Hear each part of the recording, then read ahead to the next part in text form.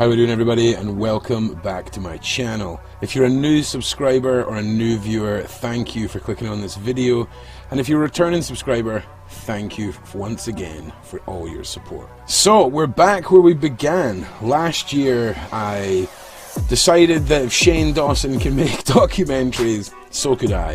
And I put together a little video called Red Rooms, and we looked at the realities of red rooms existing on the deep web and just exactly how the myth spread and those who helped fuel the fire. Now, since then, this video has become my most watched video with almost 500,000 views. Thank you to everyone who's shown support and who's really helped this channel grow. And we've gone full circle, returning back where we started with Red Rooms 2.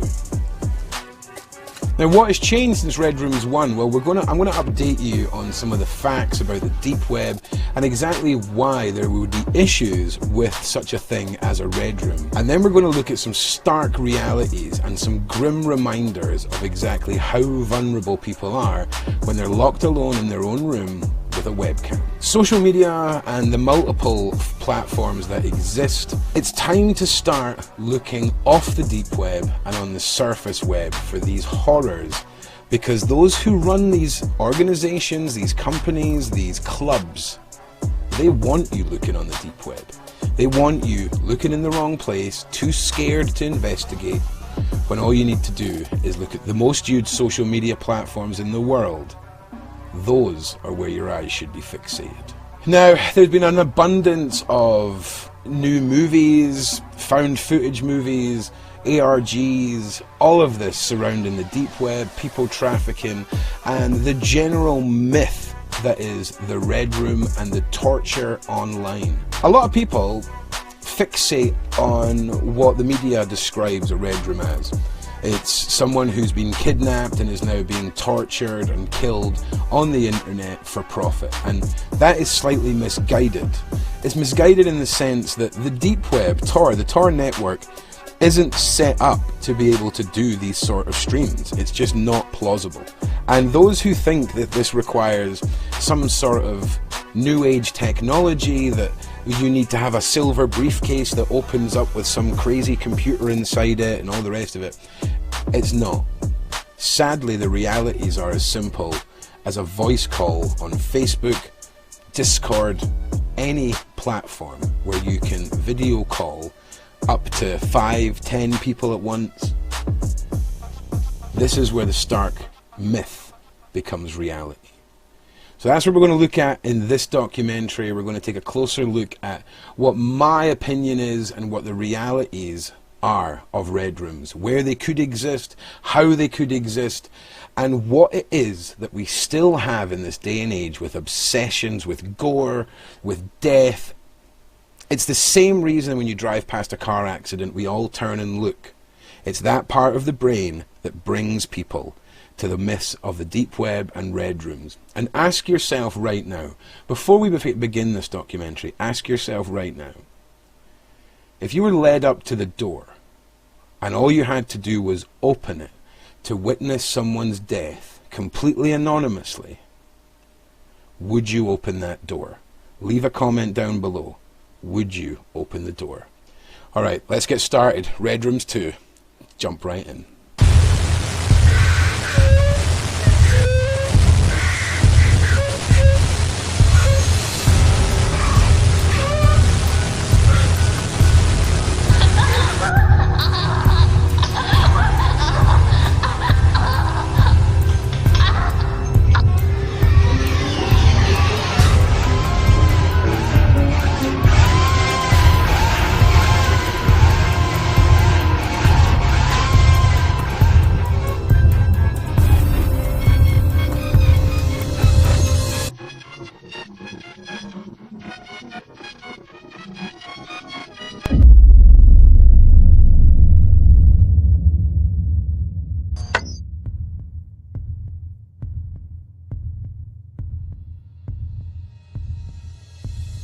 So we're going to begin in a place that some of you may think is a little strange. We're going to delve into the realities of cam girls, of independent adult content creators that exist on the internet and are fairly mainstream at this point. You've all heard of premium Snapchats, and there's an abundance of sites where adult content creators can cut out the middleman and produce for their fans. Now, I completely support this industry, and I've previously known people that have worked in the adult industry, and I feel this is just what the industry needs to get a lot of control on young girls who are manipulated into a very dark system. Now, back in 2009, a young female named Hope, like many young 21-year-olds looking for some extra money, looking to pay off loans, pay her way through university.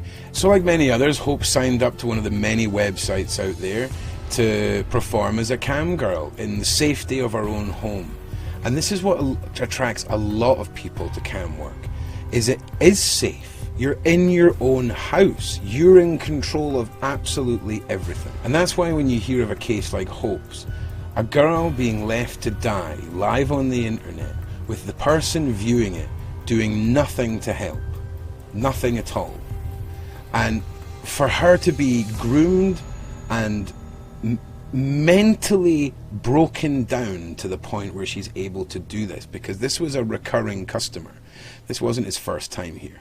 When you think of the calculated approach this guy took, you can only guarantee that Hope was just the icing on the cake in this man's career of torturing women on the internet, watching them inflict pain.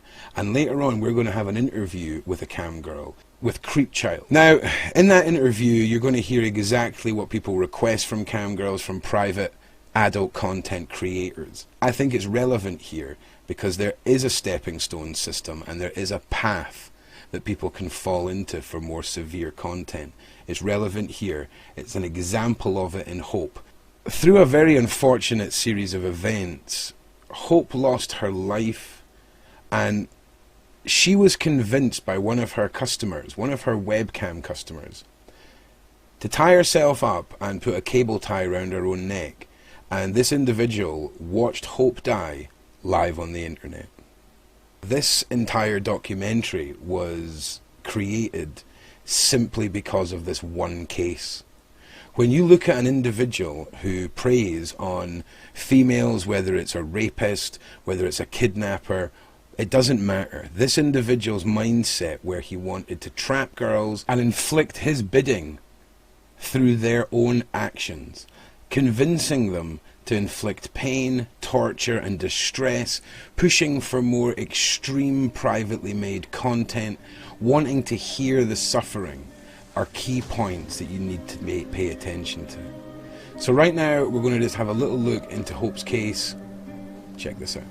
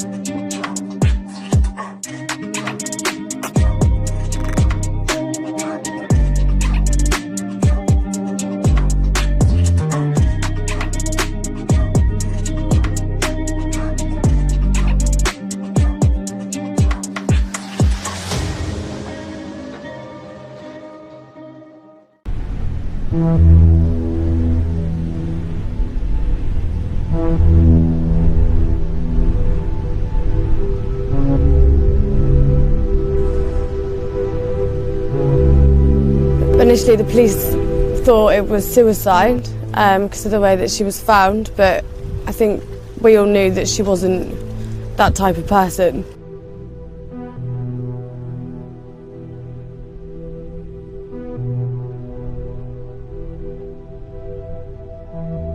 I'm glad that he committed suicide. I know that's not very nice, but I am glad. He doesn't deserve to live, especially when somebody like my sister didn't deserve to die. Hope was, she was funny, she was absolutely hilarious. We constantly laughed just about the silliest things. She was very intelligent and witty. Massive, massive animal lover. She was very caring. She looked out for everybody else before she looked out for herself.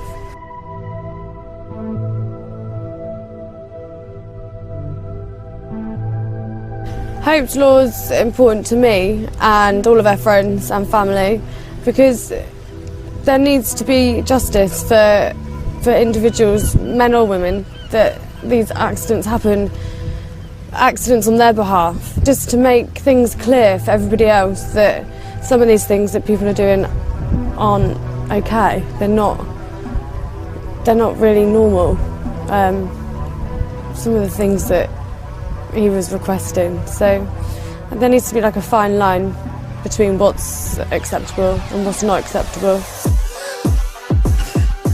Hope's story is truly tragic. A devastated family, one predator taking his own life rather than face the consequences of his actions. And when the police searched his computer, they said his hard drive contained some of the worst images that they'd seen.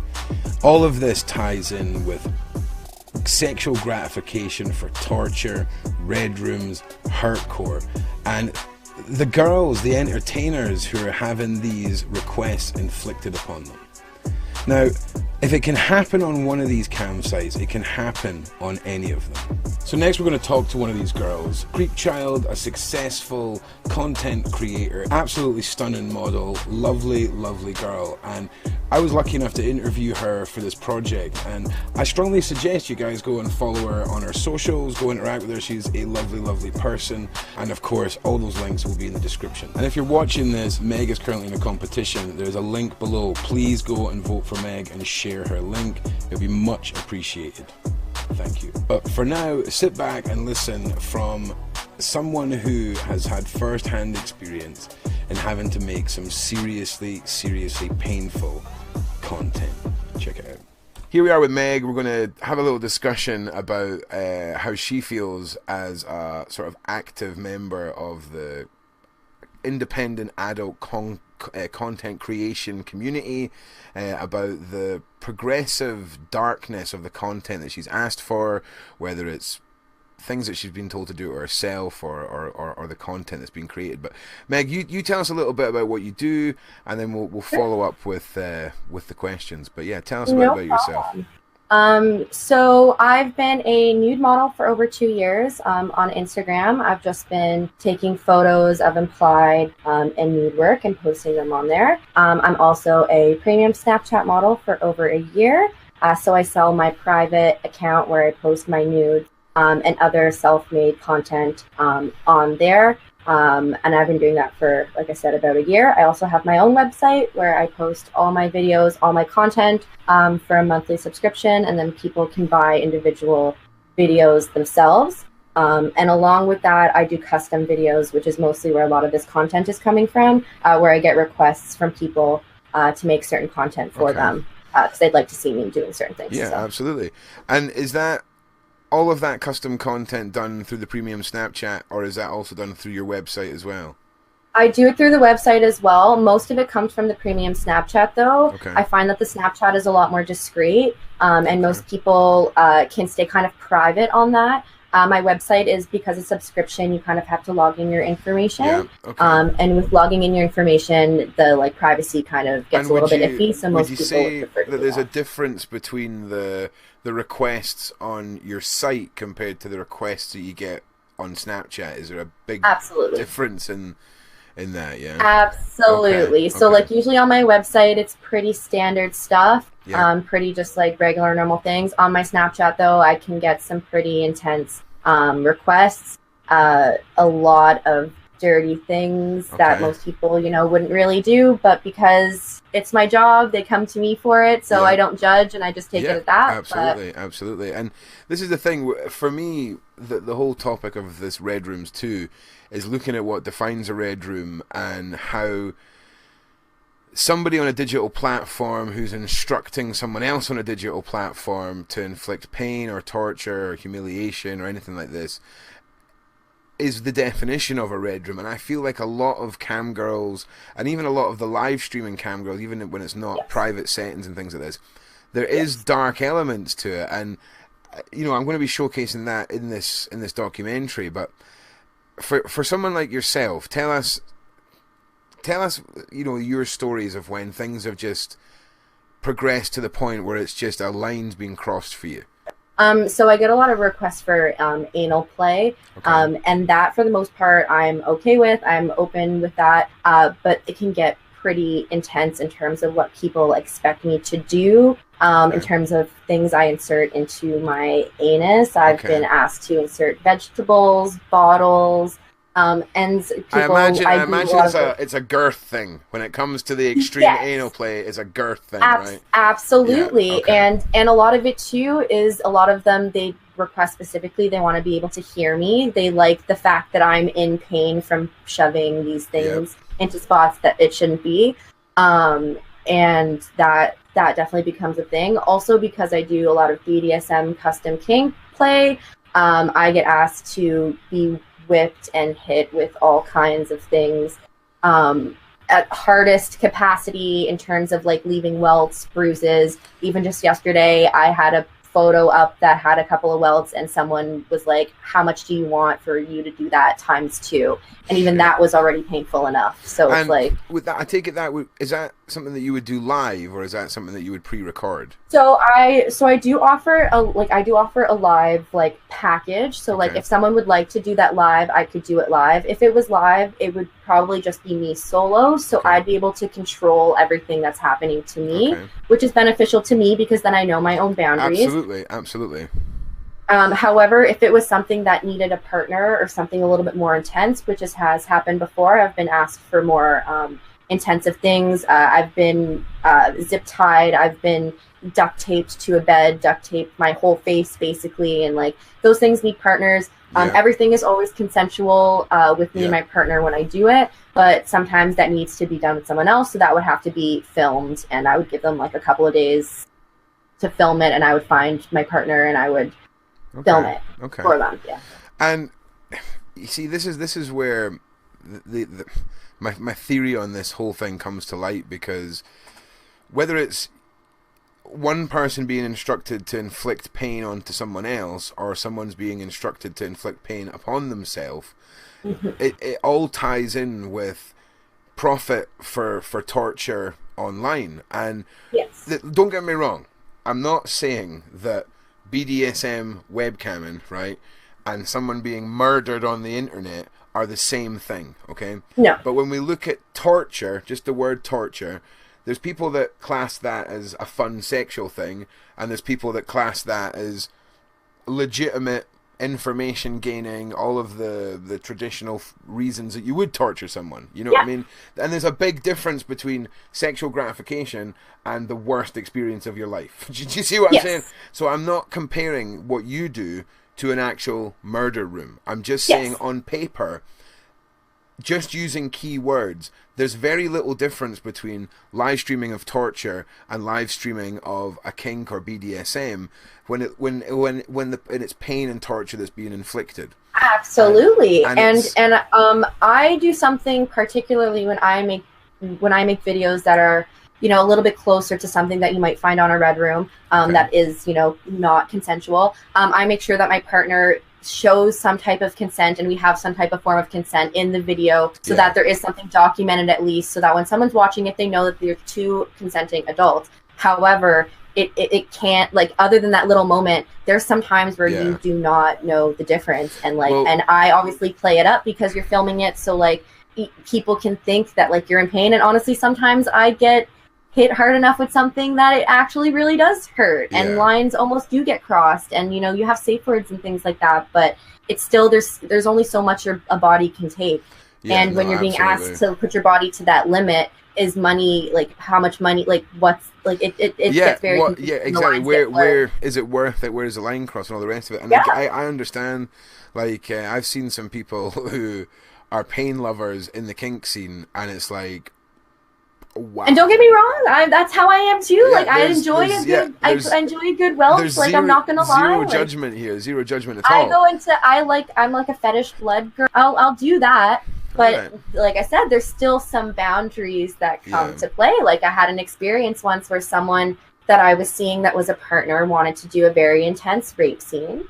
Okay. And just a little like fair warning to anyone listening. But it was very planned out, and it was very consensual, and I knew it was going to happen basically all the way through.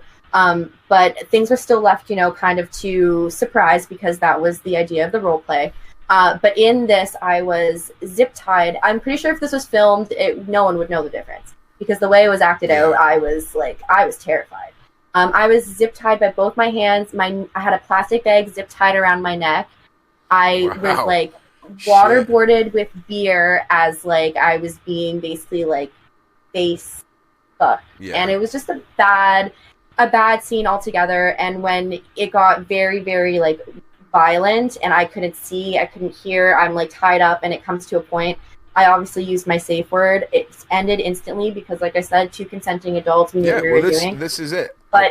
But it came to a point where like he wanted to role play that so badly that I don't know if he forgot that it wasn't a role play, or like if he was just going really into it, or like, and this is where that line kind of sits. Like, do people actually want to inflict pain, and so they like want to play out these role plays to like get to that? I think we could literally argue that out all forever. Fucking day, like forever, right? Because absolutely, I mean, I've got an argument about impulse crimes, and especially the easiest one for the big buzzword is, you know, is the rape word, right? I mean, that is the big. Which was basically the scene that I was doing. Was he wanted me to get there so he could rape me, and that's the big exactly triggering thing for people, right? And for me, individuals who have that real lust for violent kinks and rape and things like this, if they're not allowed to have consenting play dates with people like yourself and other people that are into this, and they suppress all of this, I believe that those are the people who are like at a party in their late 30s, meet some young girl and they're flirting and they think something's going to happen and it doesn't happen, and they lose control of that want for that kink. And I just feel like we're talking about consenting adults here, right? People need to just keep this in mind. We're talking about consenting adults. We're not talking about consenting adults, and I'm 27 years old, so like I'm an adult at this point.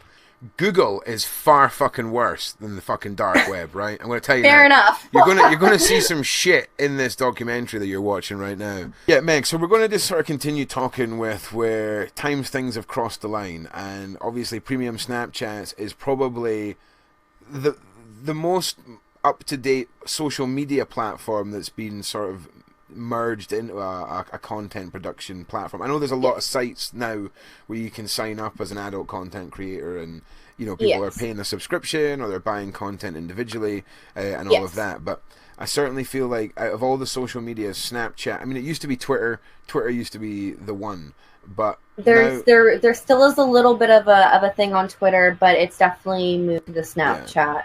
Yeah. For sure. And a lot of that is because it's private, because it's discreet, because also, especially for sex work, a lot of people, because they're selling content, you want to know how these people are saving the content and how they're using the content once it gets to them. Snapchat only allows you to save something in a conversation for up to 24 hours if you allow it to be there.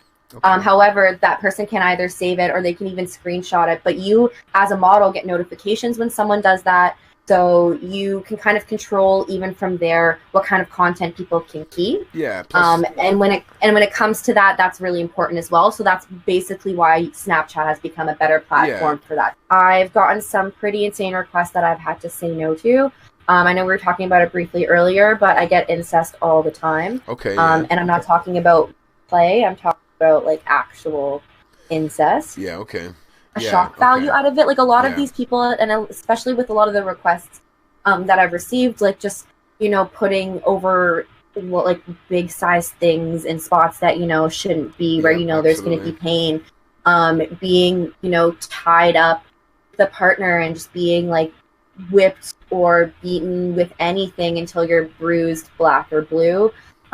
Those things I will do to a certain extent, but like I won't, for example, I've had someone ask me to cut my face. I do some knife Wow. play, and they wanted me to they wanted me to like be solo, but like cut my face on camera and like bleed. See, I That think was a little bit that's intense for me I think because that's my face. that's the sort of stuff where we are into the realm of self-mutilation, and we're Yeah. into the realm of real, genuine pain and suffering and torture in a tortured category, self-harm, whatever Yes. you want to call it. And what you were saying earlier about the insertions and things like this, and do you ever find, is there ever an emphasis on, when you were saying about the sound and things like this, is there an emphasis on wanting to hear the pain? Is there an emphasis on wanting to see your face and seeing reactions and things So like I this? was going to say a lot of it is they will definitely want to see my face. They want to see the reaction of the pain. They want to hear it. They always want to hear it. They always want to make sure that the sound is working. Most of the time too, if especially the insertion, they want to make sure the insertion area is raw, and they want to see that like it's obviously uncomfortable for you Yeah. to be doing it, and at the same time they want you to also portray a pleasure in the same sense, because it's they're looking for that, and this is where the line kind of crosses, where I have to like say no to certain things, You know, because I it's like actually I think can't that do that. I actually think that when they say that they want to have that mixture of pleasure and pain, I think you're going to find there's a very small percentage of the people that are throwing in the pleasure just to normalize the situation, okay? Because they Absolutely. don't want to be the guy that says, actually, don't enjoy any of this and just fucking scream if you can. Do you know what I mean? And I think Yeah. it's a normalizing mask that can be put on to what is effectively a mixture there of mild hurtcore and torture for money on the internet. And it's And a lot of these small little details too, sorry to cut you off, come after they've already paid you. So it's like they've given you the money, and then you're like about to like film, and they're like, oh, by the way, like I want you to do this, this, this, and this also, and like Yeah. make sure it's all like that. And you kind of get put in this position where you're like, I didn't agree to that for that amount of money, but then like at the same time, like it blurs some weird lines, and it makes you feel uncomfortable, and that I see can be problematic for some. and do you feel like, as time's progressing and the longer that you have your premium chat and the longer you produce your own content, do you think that things that used to be shocking are normalized now, and it's a new wave of shocking content that people want? It's not just anal sex anymore, it's anal sex with a fucking rhino cock dildo. Do you know what I mean? And it's about And I was gonna say, it's not just like before. It used to. I even remember when I was younger, like when anal was still kind of like taboo. yeah. You weren't. Nothing was like too extravagant with it. But yeah, I get requests for all kinds of different things that people just want me to shove up there, and it just keeps getting worse and worse and worse and worse. And it's like, things come out of that hole, they don't go in, honeys. So Yeah, like, I get you. you can't expect me to shove a water bottle up there. Like, I've been asked a Yeah. water bottle. It's just like, no, like a Yeah. cucumber. Like, I understand the idea, but no. It's It's like, like, no, thank you, but no. From a perspective of what makes a red room, there's a lot of circumstances where BDSM, cam girls, all this kind of stuff, it blurs a very thin line between actual torture and fantasy, and the fantasy and the reality are very close. It just, we're just talking about a matter of pounds per square inch on the swing, and how hard the object is that's hitting the person. That's the difference. literally. The difference Or between, sometimes even just words of consent, which Yeah, is like yeah. crazy. certainly. I think a lot of people will be surprised to hear just how common the requests are, how extreme the requests are. The incest thing is something totally different as well, and again, that is a power and control thing. And it's amazing how common the incest fantasy thing is You just have to go on Very much Pornhub. It's super mainstream. I just want to say thanks to Meg for coming on and talking to us about the sort of realities of extreme content in the independent adult content creator community and the world. It's something that a lot of people don't know about if they're not into that kind of kink scene or new ways for people to get their adult content. I mean, the whole paradox of how that's done has shifted over the years. So thank you very much for coming and joining us. Please check out Meg's Instagram. Here it is on the screen, just in case we have any issues with linking it down below. Thank you very much, and I'm sure we'll probably see you again on the kink live streams and involved in that again, because hopefully very soon. Thanks so much, Ron. You are very welcome. And we'll cut back to the main view and carry on. Hearing it firsthand, just how brutal some of the requests for modern content creators are. Hearing the requests for real incest, for inserting massive objects into their bodies, emphasis on the expression on their face, the pain, the theory behind adding in the pleasure as a mask to normalize what they're asking for.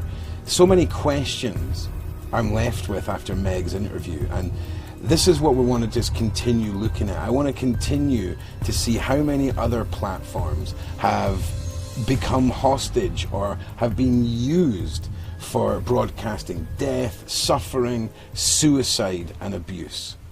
Let's have a look.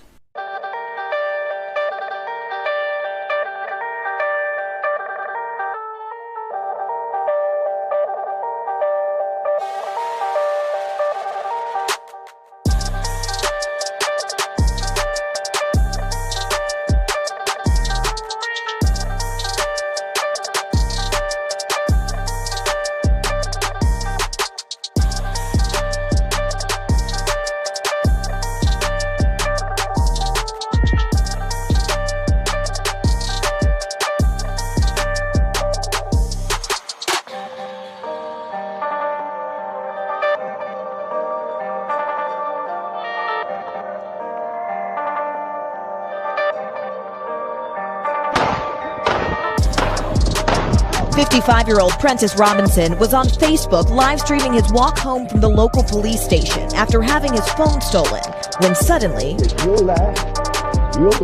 Robinson was approached by a man who killed him in cold blood. Another crime on Facebook Live.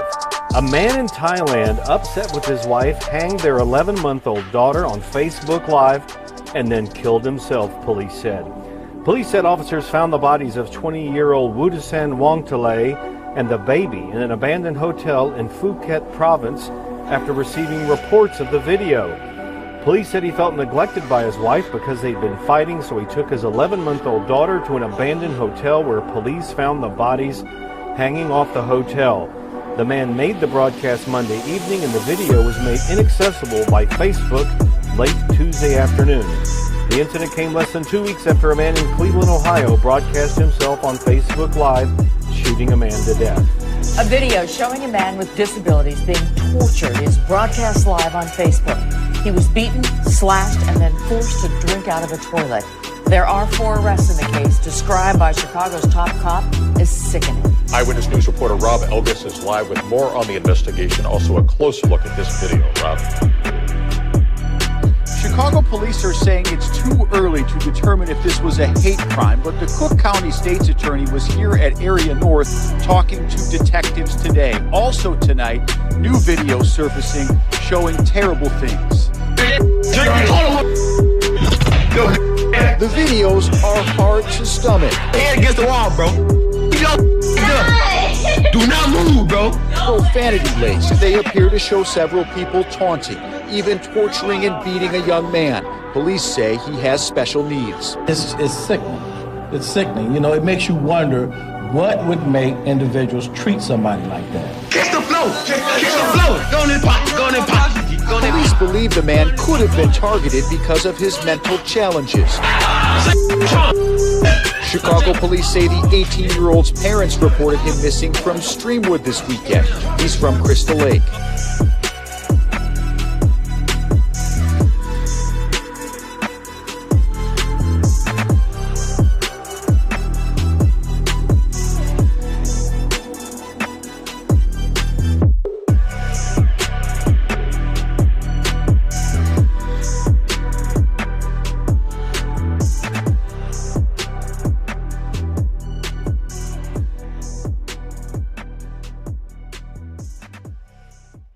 Everybody want to be famous, let's be famous today.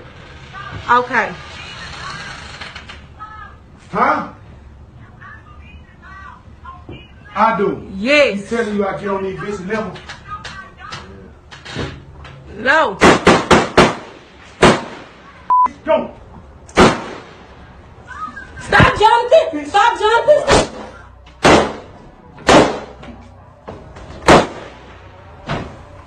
Now, game over. So social medias have been used for suicides, for people to broadcast deaths, murders have taken place, revenge killings.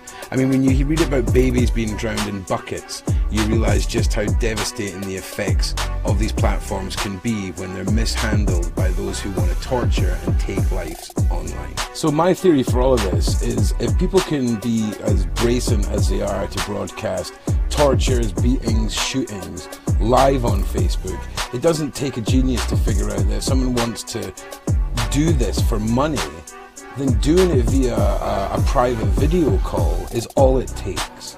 Using a platform like Instagram, Discord, Snapchat, any of these, Facebook, all of them can be used to profit from torture and be set up with systems in place on the user's computers and even mobile handsets that create a web of protection and anonymity. The deep web is a myth. It is not something that requires a lot of technology to put into practice. And an example of how private clubs could exist, we go back to the one and only Russ McKamey from McKamey Manor. This bit of footage was taken from his Facebook. Now, obviously, nobody thinks this is real, okay?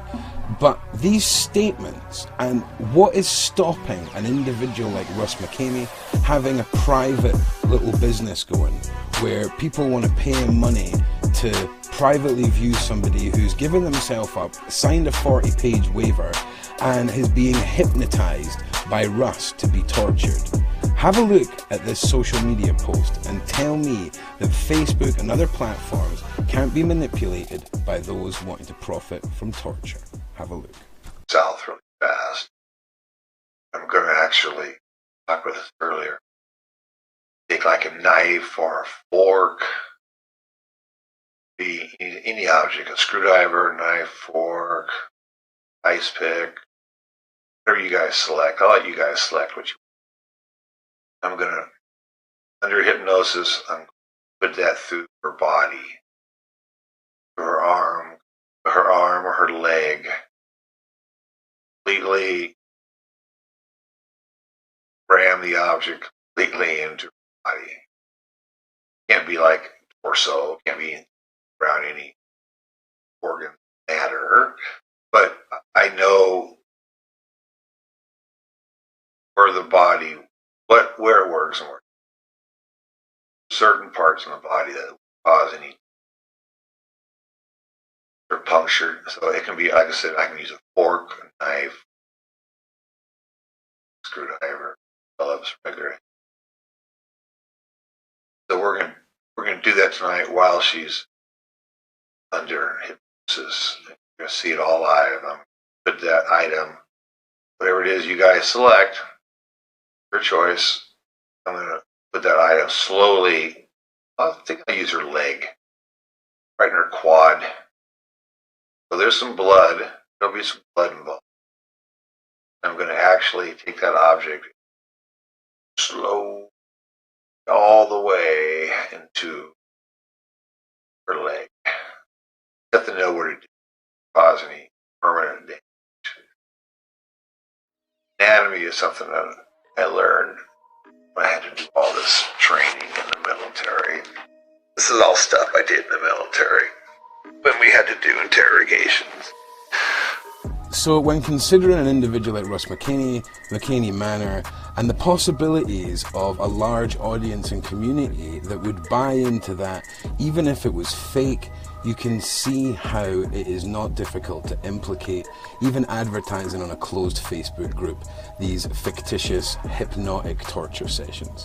how someone can be pushed to the point where their life is taken on a platform where they're meant to be secure and safe in their own home is testament to the grooming and mind games of those out there able to manipulate girls, guys, anyone that they can into torture, mutilation and harming themselves on the internet. So here's a scenario for you. A group of like-minded psychopaths gather on the deep web and make an arrangement to kidnap a little girl or purchase one from the $35 billion a year human trafficking industry. And like-minded individuals gather on Discord or Snapchat, pay their Bitcoin, and partake in the torture and murder of this girl. This is hardly something that's out of the question. And you'll be surprised to hear that the surface web is exactly where torture on the internet began, and the name, the man who stands out from all others in broadcasting torture and extreme forms of BDSM is Brent Scott. In 1997, Brent launched InSex, and we've talked about this website on previous documentaries, and I just want to show you exactly how Red Rooms, torture for profit, even kinks and BDSM, where the lines all blur, Red Rooms have existed on the surface web for many, many years. Let's have a look at Brent, InSex, his previous fame for live streaming torture, the conditions he put his models and actors in, and the extreme abuse they suffered, even when safe words were issued, and nothing stopped. Have a look.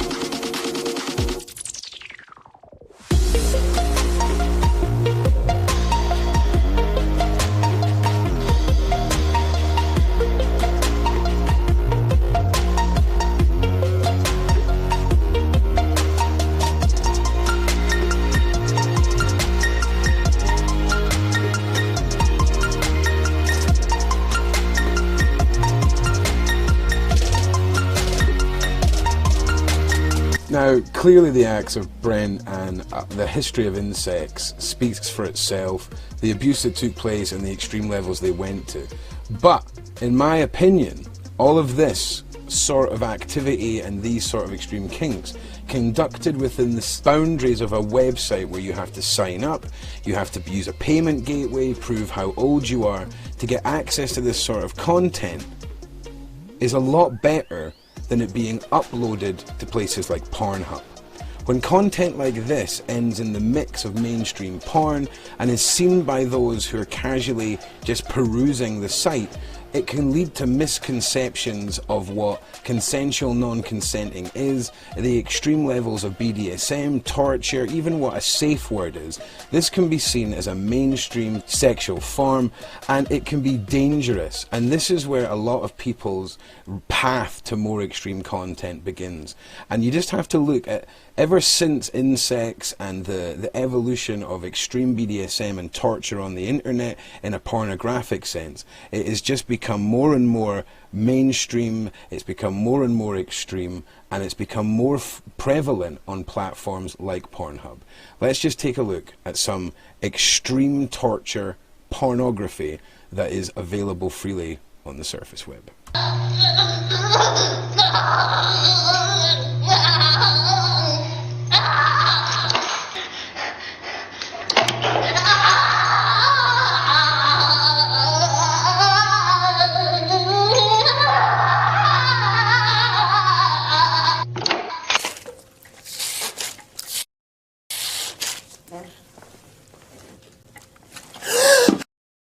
Well, I know you're all asking, how does all this time with Red Rooms run? Fair enough, this guy was broadcasting his Insex, this was years ago. How is this relevant to Red Rooms? Well, there is multiple platforms now, things like Chaturbate, where anyone can just sign up and live stream sexual content, and some of this has been fairly abusive. Have a look at what I found on Chaturbate. What you are looking at is extreme BDSM, but what you're actually looking at is torture for profit online. The girls are being tortured depending on what donations come through. How much you donate depends on how severe it is. Have a little look at this. It is insane.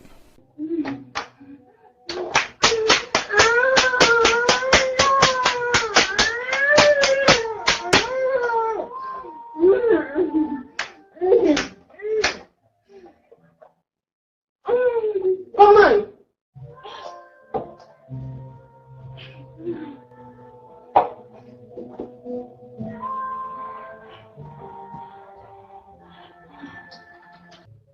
Come on, Torture. Martir, come on.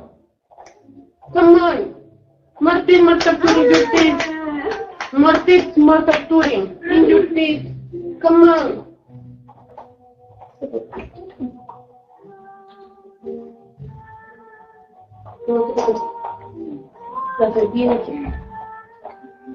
Venga, agáchese.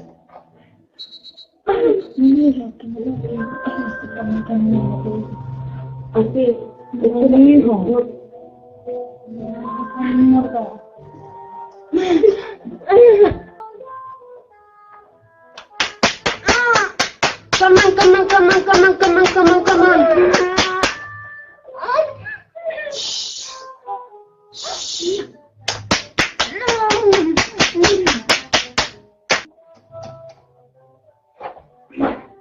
Come on.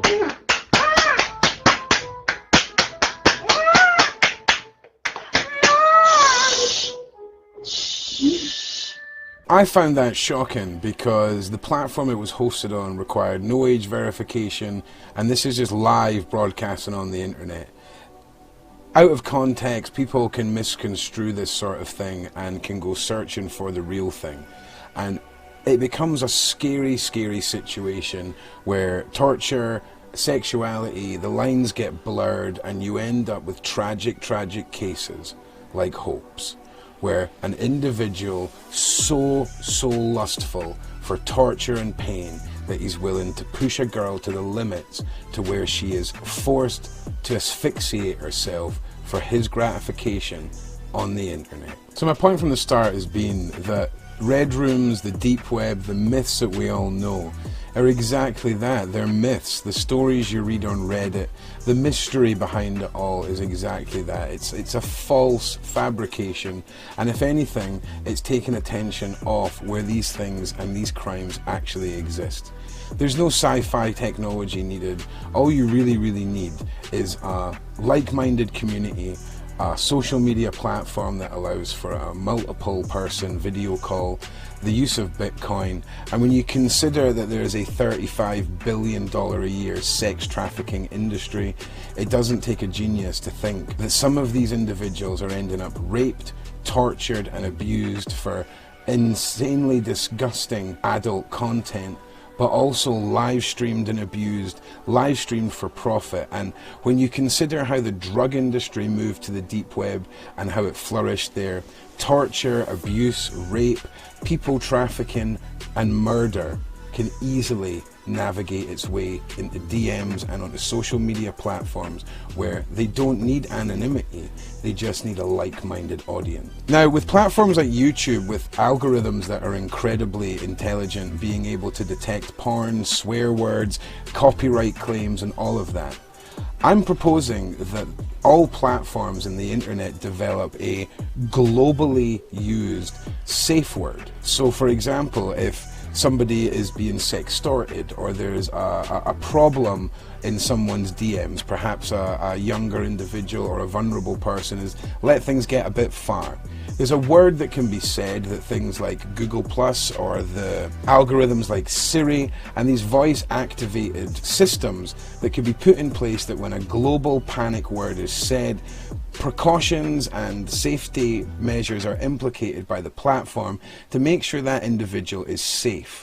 That also goes for cam girls, it goes for people who are working in the sex industry, things getting too far. Being able to vocally announce for help and have an algorithm work for you doesn't seem out of the question, and in this day and age with perversions and kinks and the blurring between sexuality, torture and the want for abuse online, this seems like a simple implication that could save a lot of torment, injury and even lives online.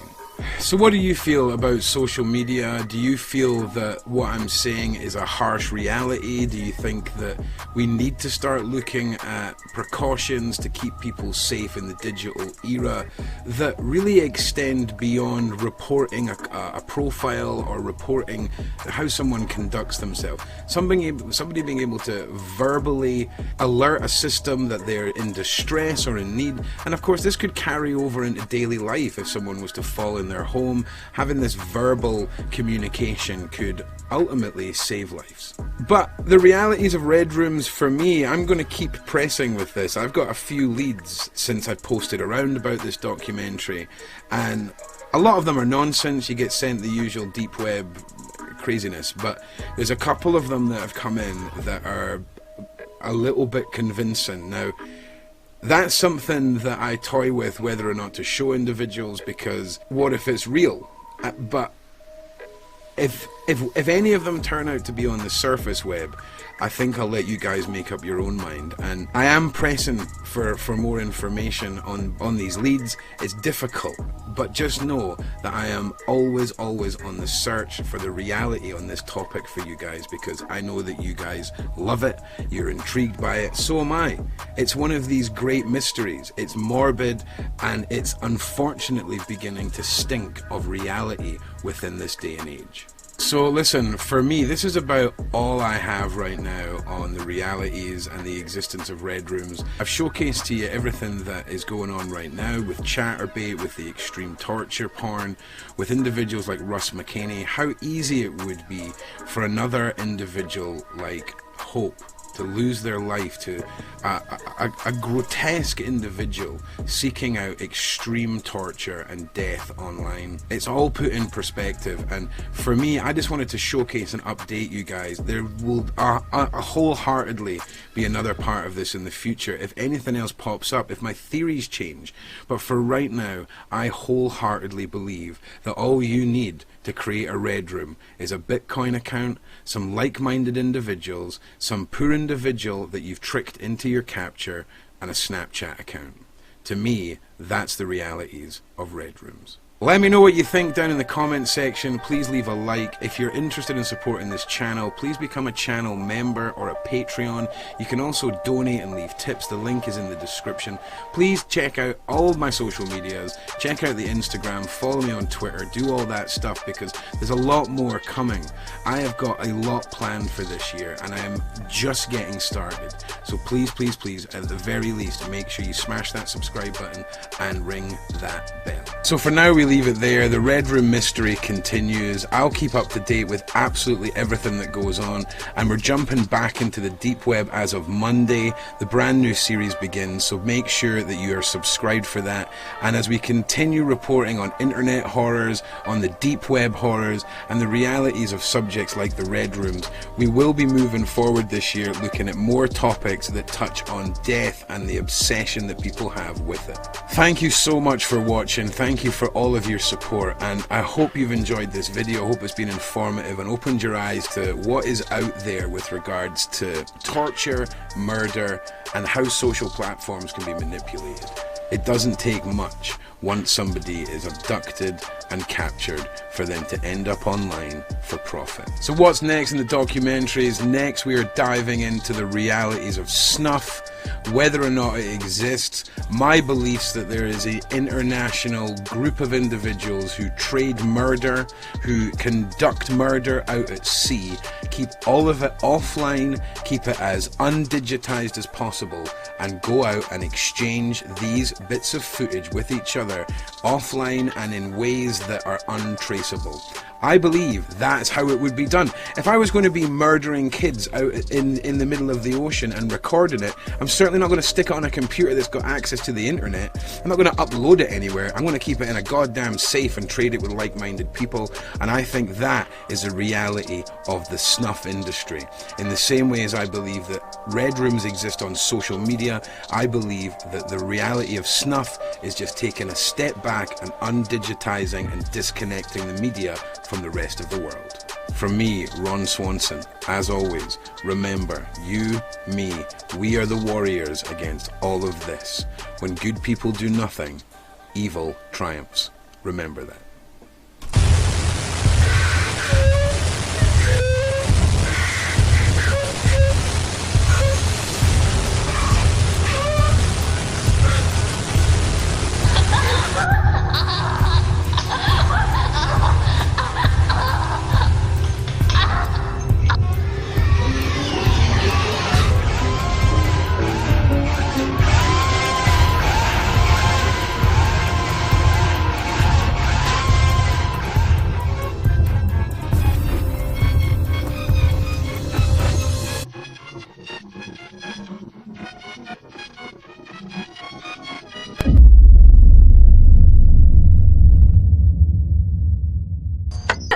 Hi, everybody. Yeah, I'm a journalist, okay? It's fine. Remember, oh, see?